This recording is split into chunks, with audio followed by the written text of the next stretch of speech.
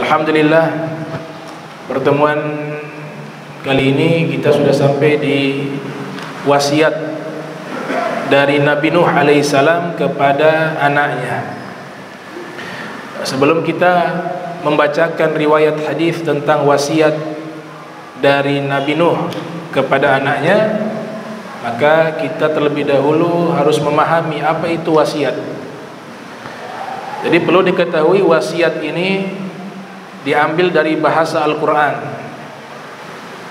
Bahasa Indonesianya wasiat, bahasa Al-Qurannya juga wasiat, pakai sod, wasiat.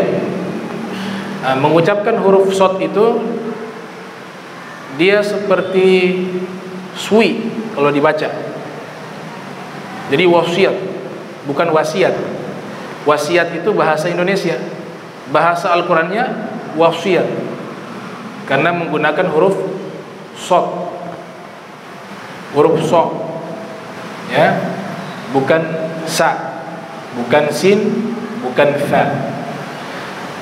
Nah, wasiat ini di dalam Al-Quranul Karim Allah Subhanahu wa ta'ala menyebut sebanyak 32 kali. Diulang-ulang itu kata wasiat di dalam Al-Quran sebanyak 32 kali. Urgensitas kata wasiat sangat penting sekali di dalam syariat Islam, sehingga para ulama ahli hadis banyak menyebutkan bab-bab khusus membahas tentang wasiat. Mulai dari Imam Bukhari, di dalam kitab Sahih Bukhari itu ada bab khusus namanya Kitabul Wasoya, kitab membahas tentang wasiat-wasiat. Wasoya itu bentuk plural dari wasiat, kalau banyaknya wasoya. Imam Muslim juga dalam sahihnya juga menyebutkan topik khusus yang membahas tentang wasiat-wasiat. Diberikan judul juga Kitabu Wasoya. Di dalam Al-Quran wasiat ini banyak. Ada wasiat dari Allah, ada wasiat dari para nabi. Bukan hanya Nabi Nuh, tapi hampir seluruh para nabi selalu memberikan wasiat. Ada yang wasiatnya khusus kepada ahli waris tentang masalah warisan. Ada juga wasiat kepada orang beriman. Nah, ini di dalam Al-Quran klasifikasi wasiat itu banyak. Wasiat dari Allah Subhanahu wa ta'ala disebutkan wasiatan minallah, wasiatan minallah. Ada wasiat dari Allah Subhanahu wa ta'ala yang paling sering disampaikan adalah wasiat takwa. Walaqad wasainal ladzina utul kitaba min qablikum wa iyyakum anittaqullah. Dan sungguh kami di sini siapa? Allah. Kok pakai kami, tidak pakai aku? Padahal Allah itu kan Maha Esa. Nah, kata kami di sini menurut para ulama tafsir seperti Al-Imam Al-Alusi Al-Baghdadi dalam kitabnya Ruhul Ma'ani, Allah menyebut dirinya dengan kata kami karena sifatnya Allah banyak. Allah punya nama, ada sifat. Sehingga Imam Baihaqi mengarang kitab berjudul Al-Asma was Sifat. Yang terlebih dahulu adalah nama, setelahnya baru sifat. Nah, nama-namanya Allah itu yang Nabi sampaikan ada 99. Inna lillah tis'atan wa tis'ina isma man ahsaha dakhalal jannah, rawahu Tirmidzi. Hadis diriwayatkan oleh Imam Tirmidzi yang lahir tahun 209 Hijriah, meninggal tahun 279 Hijriah. Nabi sallallahu alaihi wasallam bersabda, sesungguhnya Allah memiliki 99 nama. Siapa yang menghafalnya dan melaksanakan nama tersebut dalam hidupnya, maka dia masuk ke dalam surganya Allah Subhanahu wa ta'ala. Karena namanya Allah itu banyak, maka Allah sifati dirinya dengan kata kami. Itu makna pertama. Makna kedua, kami di sini untuk menunjukkan kebesaran Allah. Allah Maha Besar. Maka redaksi kalimat yang digunakan adalah kami. Kalau saya itu ibaratnya hanya satu. Biasa kata saya menunjukkan kerendahan, tawadu. Tapi Allah Ta'ala Maha Besar, sehingga menggunakan redaksi kata kami. Sungguh kami telah wasaina, telah wasiatkan. Walaqad wasaina alladzina utul kitaba, pada orang-orang yang telah diberikan kitab, min qablikum, sebelum kalian, wa iyyakum, dan juga kepada kalian, anittaqullah, hendaklah bertakwa kepada Allah Subhanahu wa taala. Ini wasiat dari Allah Subhanahu wa taala kepada umat Nabi Muhammad sallallahu alaihi wasallam. Kemudian ada juga wasiat kepada orang yang menjelang wafat. Disebutkan di dalam Al-Qur'an Al-Karim, ya ayyuhalladzina amanu syahadatu bainikum idza hadara ahadakumul maut. Wahai orang-orang beriman, kesaksian di antara kalian apabila telah datang kematian bagi salah seorang di antara kalian. Artinya dia sudah mengetahui indikator sebentar lagi dia mau meninggal. Hina wasiyati ifnani, baginya pada itu harus membuat wasiat. Allah sebut wasiat. Ifnani, dua orang. Zawa adlin minkum, yang memiliki keadilan di antara kalian. Jadi kesepakatan para ulama bahwa membuat wasiat itu hukumnya sunnah muakkadah, sunnah yang ditekankan. Apalagi orang yang menjelang wafat, sudah ada tanda-tanda mau meninggal, sakit parah misalnya, maka selayaknya dia membuat wasiat kepada anak-anaknya, khususnya kepada keluarganya.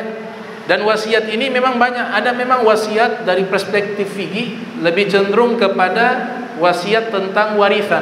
Itu juga diatur tidak boleh lebih sepertiga. Tapi juga ada wasiat yang sifatnya pesan-pesan moral, pesan-pesan kebaikan. Itu juga harus disampaikan. Nah, para nabi melakukan itu seluruhnya, sehingga dikatakan hukumnya sunnah muakkadah. Dan Allah Ta'ala sebutkan sudah menjelang wafat hendaklah membuat wasiat. Kalau perlu wasiatnya disaksikan oleh dua orang saksi yang adil.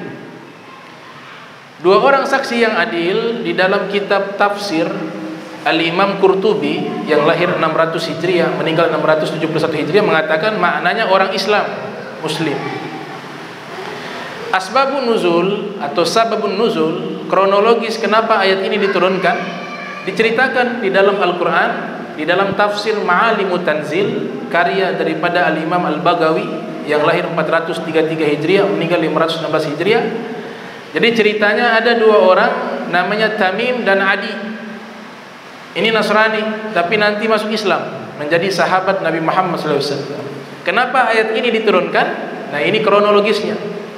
Jadi keduanya ini berangkat pergi ke Syam dari Madinah dengan niat untuk bisnis, dagang. Ketika keduanya berangkat, ada seorang bernama Budail atau Badil, Maula Ammar bin As, budak dari Ammar bin As. Berangkatlah mereka bertiga menuju ke negeri Syam. Sampai di negeri Syam, Budail ini meninggal, mengalami sakit, meninggal. Kebetulan lagi bawa harta bendanya. Maka sebelum meninggalnya Budail dalam keadaan sakit parah, dia sampaikan wasiat kepada Tamim dan Adi. Wahai Tamim, wahai Adi, kalau kalian kembali pulang ke Madinah, ini saya punya barang-barang, tolong diberikan kepada kerabat saya. Maka wasiat ini disampaikan bil lisan, dengan lisan. Meninggallah Budail atau Badil ini, maka diambillah hartanya, dikuburkan dia, kemudian hartanya diambil. Ternyata ada satu wadah terbuat dari perak, mankusha bidzahab, namun ukirannya dari emas. Itu harta bendanya Budail atau Badil. Dibawalah ini karena wasiat, Dibawahlah benda tersebut, harta tersebut, pulang ke Madinah. Ternyata di tengah jalan, belum sampai di kota Madinah, harta tersebut hilang. Maka ketika hilang, mereka bingung bagaimana ini. Harta wasiat yang disampaikan oleh Budail tadi sudah hilang. Sudah kita ganti dengan yang baru. Diganti dengan yang baru tapi berbeda. Yang lama itu ada emas, mereka ganti yang agak murah. Pulang ke Madinah, sampai ketemu keluarga dari Budail, disampaikan Budail sudah meninggal dunia. Ada wasiat yang disampaikan kepada kami untuk memberikan harta bendanya kepada kalian. Maka diberikan. Ternyata dilihat oleh keluarganya Budail, ini bukan punya Budail. Punya Budail itu ada dari perak, kemudian ada mankusha bidzahab, ada ukiran dari emas. Maka mereka mengatakan tidak, yang ini sudah, mengingkari. Berita ini disampaikan kepada Nabi Muhammad SAW. Kemudian Rasulullah memanggil Tamim dan Adi bertemu Nabi. Kemudian Nabi bertanya, benar ini benda dari Budail? Mereka katakan benar ya Rasulullah. Ternyata mereka mengingkari, itu bukan miliknya Budail, sudah hilang. Mereka ganti yang baru. Nabi menunggu wahyu, apakah benar yang disampaikan oleh mereka berdua? Ternyata Allah turunkan ayat tersebut, syahadatu bainikum. Disebutkan bagian akhir, ithnani, dua orang, zawa adlim minkum, yang memiliki sifat adil atau yang bukan dari kalian, yaitu bukan agama Islam, karena mereka berdua Nasrani. Maka disinilah ayat mengajarkan kepada kita agar selalu memberikan wasiat, kalau boleh wasiatnya itu ada saksi.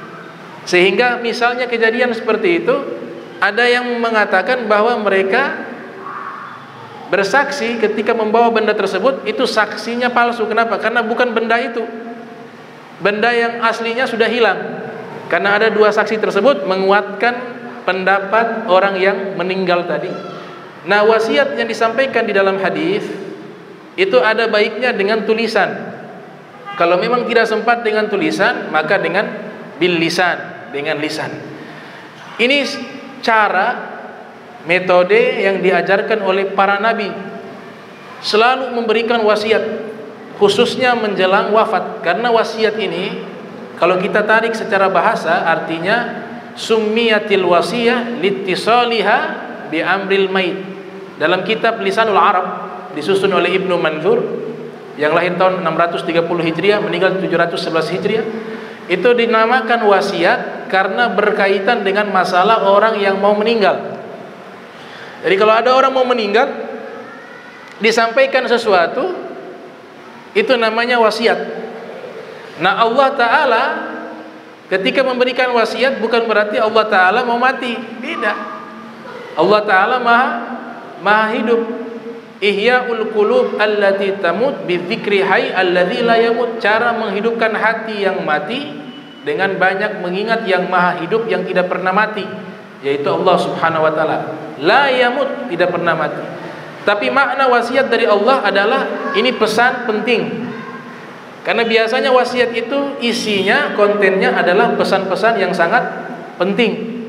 Sehingga Allah memberikan redaksi kata wasiat.